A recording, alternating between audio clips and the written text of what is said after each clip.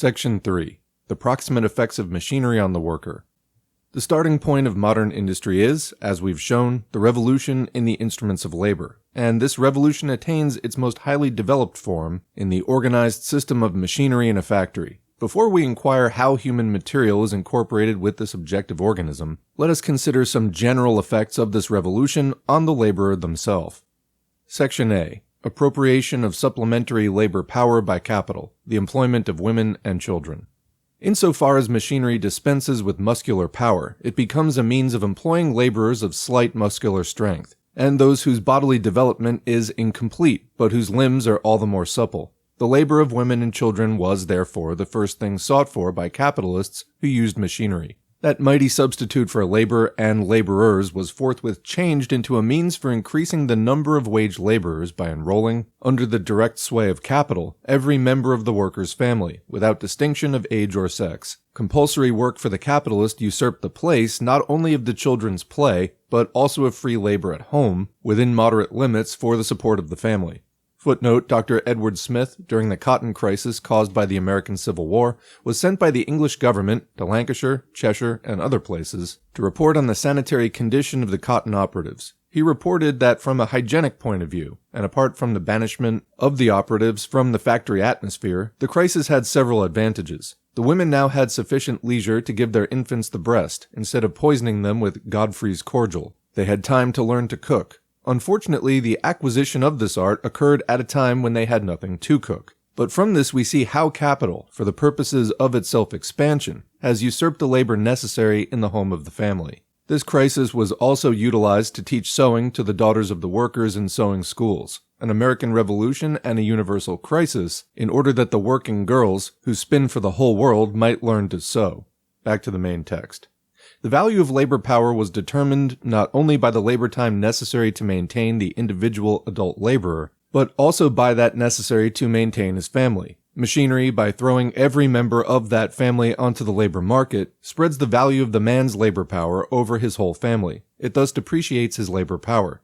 To purchase the labor power of a family of 4 workers may perhaps cost more than it formerly did to purchase the labor power of the head of the family, but in return, 4 days' labor takes the place of 1, and their price falls in proportion to the excess of the surplus labor of 4 over the surplus labor of 1. In order that the family may live, 4 people must now not only labor but expend surplus labor for the capitalist. Thus we see that machinery, while augmenting the human material that forms the principal object of capital's exploiting power, at the same time raises the degree of exploitation. Footnote here, quoting from De Quincey's The Logic of Political Economy, London, 1844, the numerical increase of laborers has been great, though the growing substitution of female for male, and above all of childish for adult labor. 3 girls of 13, at wages of from 6 shillings to 8 shillings a week, have replaced the 1 man of mature age, of wages varying from 18 shillings to 45 shillings, unquote.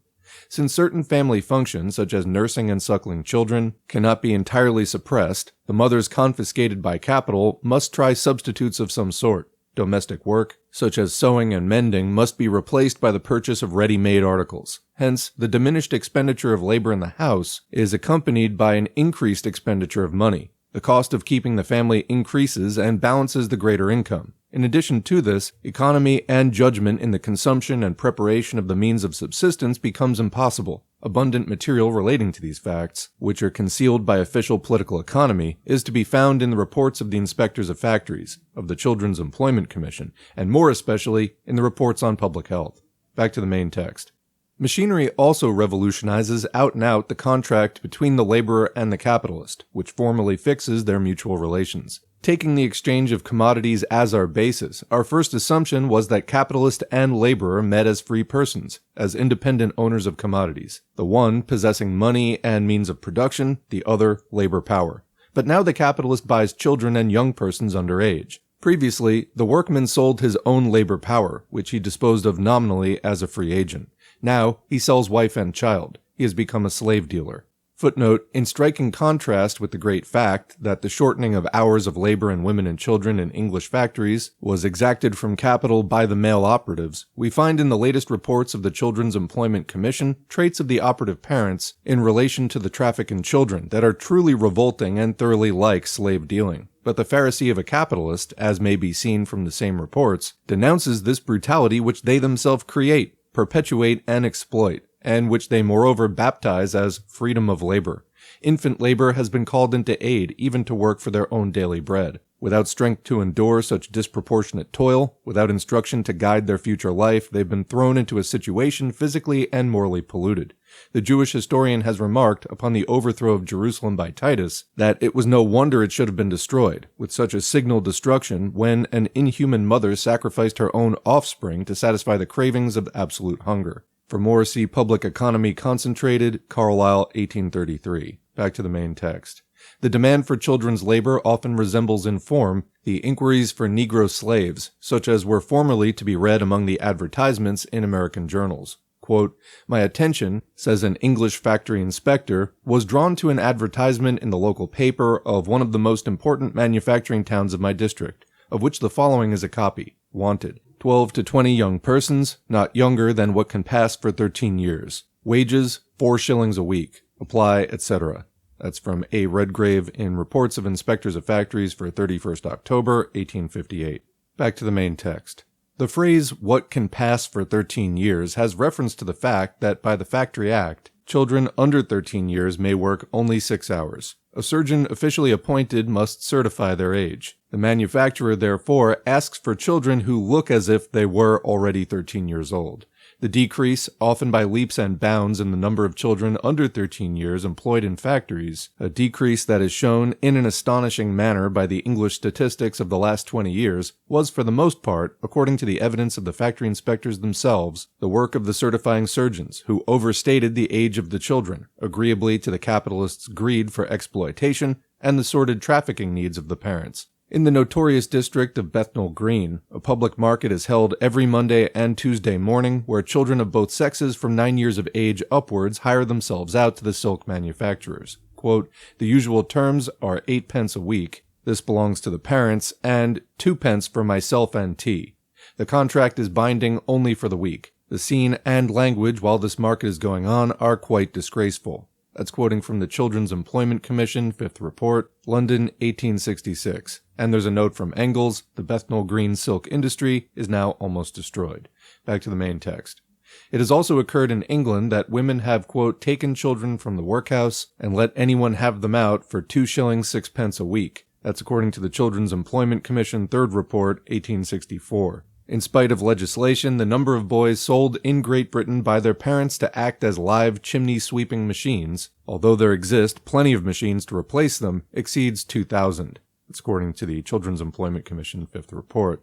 The revolution effected by machinery in the juridical relations between the buyer and the seller of labor power, causing the transaction as a whole to lose the appearance of a contract between free persons, afforded the English Parliament an excuse, founded on juridical principles, for the interference of the state with factories. Whenever the law limits the labor of children to 6 hours in industries not before interfered with, the complaints of the manufacturers are always renewed. They allege that numbers of the parents withdraw their children from the industry brought under the Act in order to sell them where freedom of labor, so-called, still rules, i.e. where children under 13 years are compelled to work like grown-up people, and therefore can be got rid of at a higher price. But since capital is by nature a leveler, since it exacts in every sphere of production equality in the conditions of the exploitation of labor, the limitation by law of children's labor in one branch of industry becomes the cause of its limitation in others. We have already alluded to the physical deterioration as well of the children and young persons as of the women, whom machinery, first directly in the factories that shoot up on its basis, and then indirectly in all the remaining branches of industry, subjects to the exploitation of capital. In this place, therefore, we dwell only on one point, the enormous mortality, during the first few years of their life, of the children of the operatives. In 16 of the registration districts into which England is divided, there are, for every 100,000 children alive under the age of 1 year, only 9,000 deaths in a year on an average. In one district, only 7,047. In 24 districts, the deaths are over 10,000, but under 11,000. In 39 districts, over 11,000 but under 12,000. In 48 districts, over 12,000 but under 13,000. In 22 districts, over 20,000. In 25 districts, over 21,000. In 17, over 22,000. In 11, over 23,000. In Hoo, Wolverhampton, Ashton-under-Lyne, and Preston, over 24,000. In Nottingham, Stockport, and Bradford, over 25,000. In Wisbech, 16,000, and in Manchester, 26,125. This is according to the 6th Report on Public Health, London, 1864.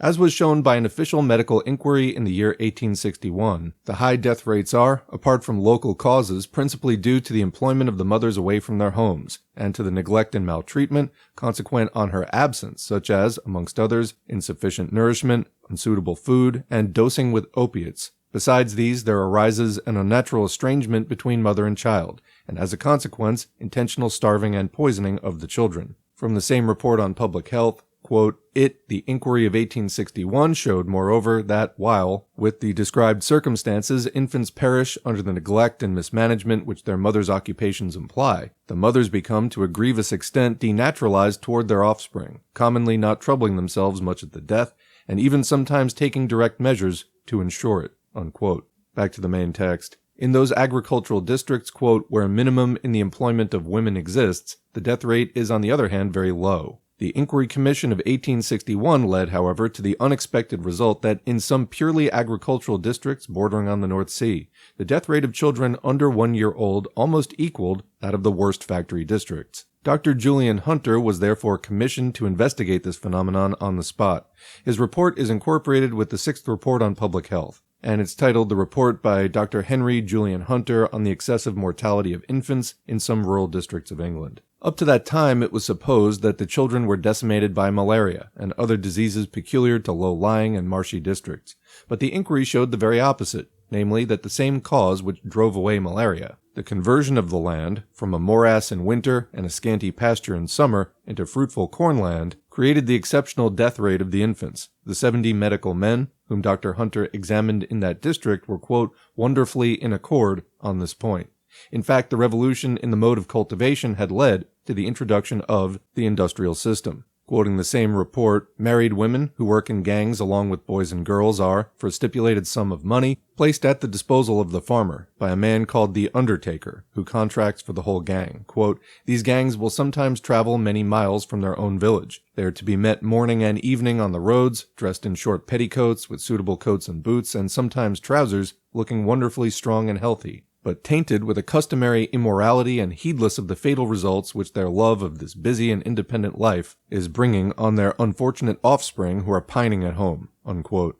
Every phenomenon of the factory districts is here reproduced, including, but to a greater extent, ill-disguised infanticide and dosing children with opiates. Footnote, in the agricultural as well as in the factory districts, the consumption of opium among the grown-up laborers, both male and female, is extending daily. Quote, to push the sale of opiate is the great aim of some enterprising wholesale merchants. By druggists, it's considered the leading article. Unquote. This is all from the Public Health Report. Infants that take up opiates, quote, shrank up into little old men, or wizened like little monkeys.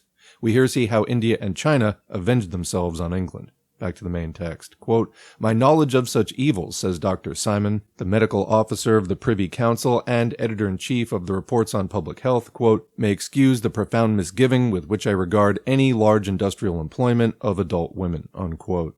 Quote, happy indeed, exclaims Mr. Baker, the factory inspector, in his official report, happy indeed will it be for the manufacturing districts of England, when every married woman having a family is prohibited from working in any textile works at all, unquote. The moral degradation caused by the capitalistic exploitation of women and children has been so exhaustively depicted by Friedrich Engels in his The Condition of the Working Class in England and other writers that I need only mention the subject in this place. But the intellectual desolation, artificially produced by converting immature human beings into mere machines for the fabrication of surplus value, a state of mind clearly distinguishable from that natural ignorance which keeps the mind fallow without destroying its capacity for development, its natural fertility, this desolation finally compelled even the English Parliament to make elementary education a compulsory condition to the, quote, productive employment of children under 14 years, in every industry subject to the Factory Acts. The spirit of capitalist production stands out clearly in the ludicrous wording of the so-called education clauses in the Factory Acts, in the absence of an administrative machinery, an absence that again makes the compulsion illusory in the opposition of the manufacturers themselves to these education clauses and in the tricks and dodges they put in practice for evading them. Quoting L. Horner in Reports of Inspector of Factories for 30th June 1857, "For this the legislature is alone to blame, by having passed a delusive law which, while it would seem to provide that the children employed in factories shall be educated, contains no enactment by which that professed end can be secured. It provides nothing more than that the children shall on certain days of the week, and for a certain number of hours, 3, in each day, be enclosed within the 4 walls of a place called a school, and that the employer of the child shall receive weekly a certificate to that effect, signed by a person designated by the subscriber as a schoolmaster or schoolmistress." Unquote. Previous to the passing of the amended Factory Act 1844, it happened, not unfrequently, that the certificates of attendance at school were signed by the schoolmaster or schoolmistress with a cross, as they themselves were unable to write. Quote, "On one occasion, on visiting a place called a school, from which certificates of school attendance had issued, I was so struck with the ignorance of the master that I said to him, 'Pray, sir, can you read?' His reply was, 'Aye, somewhat,' and as a justification of his right to grant certificates, he added, 'At any rate, I am before my scholars.'" Comment: I think you could take this in 2 different ways, depending on what you mean by before. Before could mean standing in front of, like, "Well, there's students here sitting in the desks, and I'm at the front of the room, I guess that makes me the teacher." Or before in the sense of ahead of in his studies. So congratulations, you are more educated than an 8-year-old. I guess technically that does mean that you have something you can teach them. Anyway, continuing, that's the end of the quote. The inspectors, when the Bill of 1844 was in preparation, did not fail to represent the disgraceful state of the places called schools, certificates from which they were obliged to admit as a compliance with the laws, but they were successful only in obtaining thus much, that since the passing of the Act of 1845, quote, "the figures in the school certificate must be filled up in the handwriting of the schoolmaster, who must also sign his Christian and surname in full." That's quoting from Horner's Report of Inspector of Factories, 31st October, 1855. And commenting, time to just get somebody else to write your name, then just copy it visually. Anyway, continuing, Sir John Kincaid, factory inspector for Scotland, relates experiences of the same kind. Quote, "The first school we visited was kept by a Mrs. Ann Killen. Upon asking her to spell her name, she straightway made a mistake by beginning with the letter C. But correcting herself immediately, she said her name began with a K. On looking at her signature, however, in the school certificate books, I noticed that she spelled it in various ways, while her handwriting left no doubt as to her unfitness to teach.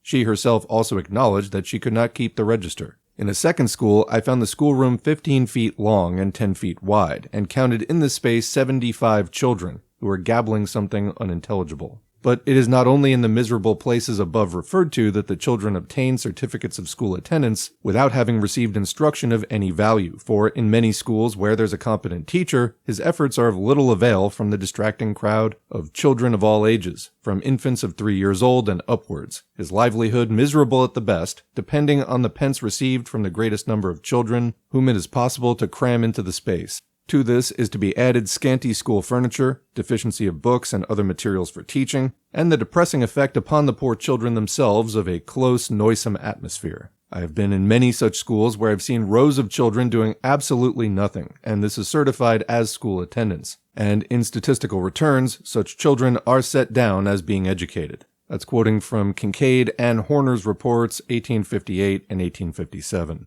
And commenting, do people complain the same thing about some schools today? Continuing, in Scotland the manufacturers try all they can to do without the children that are obliged to attend school. Quoting Sir John Kincaid, 1856, it requires no further argument to prove that the educational clauses of the Factory Act, being held in such disfavor among mill owners, tend in a great measure to exclude that class of children alike from the employment and the benefit of education contemplated by this act. Unquote. Horribly grotesque does this appear in print works, which are regulated by a special act. By that act, quoting A. Redgrave's report, 31st October, 1857, every child, before being employed in a print work, must have attended school for at least 30 days, and not less than 150 hours, during the 6 months immediately preceding such first day of employment, and during the continuance of its employment in the print works, it must attend it for a like period of 30 days and 150 hours during every successive period of 6 months. Wow, that much? The attendance at school must be between 8 a.m. and 6 p.m.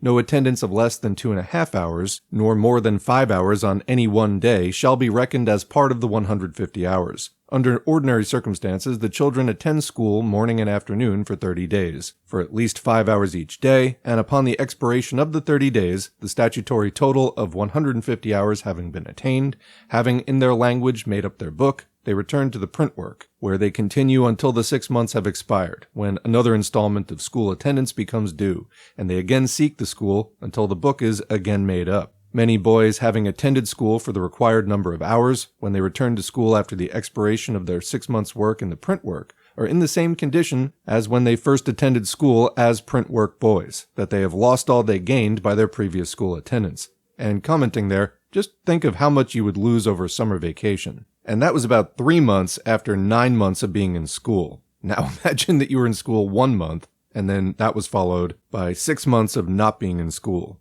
How could you build any kind of education on that basis? It's ridiculous. Continuing, in other print works, the children's attendance at school is made to depend altogether upon the exigencies of the work in the establishment. The requisite number of hours is made up each 6 months by installments consisting of from 3 to 5 hours at a time, spreading over perhaps the whole 6 months. For instance, the attendance on one day might be from 8 to 11 a.m., on another day from 1 p.m. to 4 p.m., and then the child might not appear at school again for several days, when it would attend from 3 p.m. to 6 p.m. Then it might attend for 3 or 4 days consecutively, or for a week. Then it would not appear in school for 3 weeks or a month. After that, upon some odd days at some odd hours when the operative who employed it chose to spare it, and thus the child was, as it were, buffeted from school to work, from work to school, until the tale of 150 hours was told. Footnote, in those industries where the Factory Act proper, not the Print Works Act referred to in the text, has been enforced for some time, the obstacles in the way of the education clauses have in recent years been overcome. In industries not under the Act, the views of Mr. J. Geddes, a glass manufacturer, still extensively prevail. He informed Mr. White, one of the inquiry commissioners, quote, "As far as I can see, the greater amount of education, which a part of the working class has enjoyed for some years past, is an evil. It is dangerous because it makes them independent." Unquote. That's quoting from the Children's Employment Commission, 4th Report, London, 1865. Back to the main text. By the excessive addition of women and children to the ranks of the workers, machinery at last breaks down the resistance which the male operatives in the manufacturing period continued to oppose to the despotism of capital. Footnote here, quoting from the 10 Hours Factory Bill, the speech of Lord Ashley, March 15, London, 1844, Mr. E., a manufacturer, informed me that he employed females exclusively at his power looms, gives a decided preference to married females, especially those who have families at home dependent on them for support. They're attentive, docile, more so than unmarried females, and are compelled to use their utmost exertions to procure the necessaries of life. Thus are the virtues, the peculiar virtues of the female character, to be perverted to her injury. Thus all that is most dutiful and tender in her nature is made a means of her bondage and suffering. Unquote.